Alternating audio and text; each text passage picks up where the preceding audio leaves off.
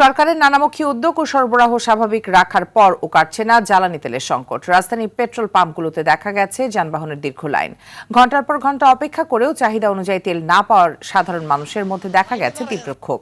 Pump মালিকদের দাবি, অতিরিক্ত চাহিদা ও প্রয়োজনের চেয়ে বেশি মজুদের কারণেই এই পরিস্থিতির তৈরি হয়েছে। জ্বালানি মন্ত্রণালয় বলছে, দেশের জ্বালানি তেলের পর্যাপ্ত মজুদ আছে, তাই সাধারণ মানুষকে আতঙ্কিত না হওয়ার আহ্বান জানানো হয়। এদিকে মালয়েশিয়া থেকে ৩৪,০০০ টন ডিজেল নিয়ে দেশে পৌঁছেছে ওয়েল ট্যাঙ্কার জাহাজ শানগ্যান ফাজিয়ান।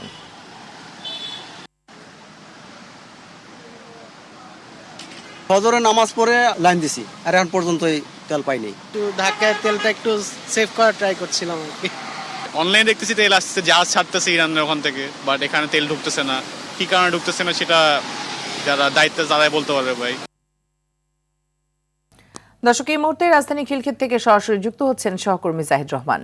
জাহিদ, পাম্পগুলোতে যানবাহনের লাইন কেমন দেখছেন, আর গ্রাহকরা চাহিদা মতো তেল পাচ্ছে কিনা জানাবেন।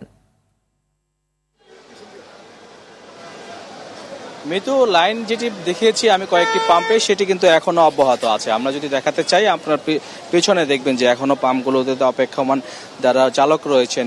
এখানে মোটরসাইকেল, প্রাইভেট কার এবং বাস, ট্রাক, পিকআপ ভ্যান সহ বিভিন্ন ধরনের যে যানবাহনগুলো রয়েছে সবগুলোর চাপই এখানে দেখতে পাচ্ছি আমরা। খিলক্ষেতের এই পাম্পটিতে যেটি অবস্থিত, সেটি আমরা বনানী থেকে এটির লাইন দীর্ঘ লাইন আমরা দেখতে পেয়েছি, এবং এইখানটিতে বিশেষ করে পাম্পটিতে আমরা এসে যেটি জানতে পেরেছি, এই পাম্পটিতে পর্যাপ্ত পরিমাণে তেল সরবরাহ করা হচ্ছে, অর্থাৎ যার যেমন চাহিদা ঠিক তেমনটি দেওয়া হচ্ছে। সে কারণেই এখানে দীর্ঘ সারি আমরা দেখেছি অপেক্ষা, এবং মোটরসাইকেলগুলো দেখেছি আমরা। এখানে যে পার্শ্ববর্তী নিকুঞ্জ রয়েছে, সেখানে তাদেরকে ভিতরে গলিগুলোতে তারা অবস্থান করছে মোটরসাইকেলগুলো।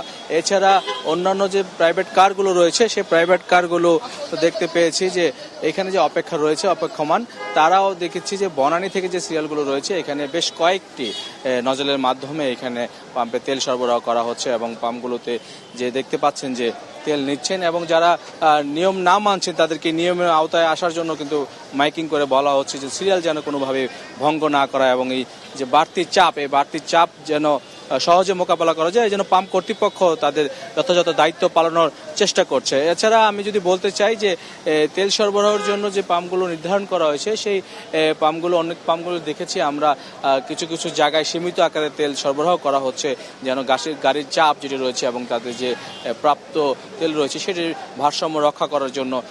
কোথাও 500 টাকার মোটরসাইকেলে, কোথাও 600 টাকার মোটরসাইকেলে, এছাড়া প্রাইভেট কার 1500, 2000, 2500 টাকা পর্যন্ত দেওয়া হচ্ছে। আর বিশেষ করে এই পাম্পটিতে আমরা দেখেছি যার যেরকম চাহিদা ফুল ট্যাঙ্কে করেও নিতে পারছেন। মৃত্যু জাহিদ, অসংখ্য ধন্যবাদ আপনাকে আমাদের সাথে যুক্ত হওয়ার জন্য।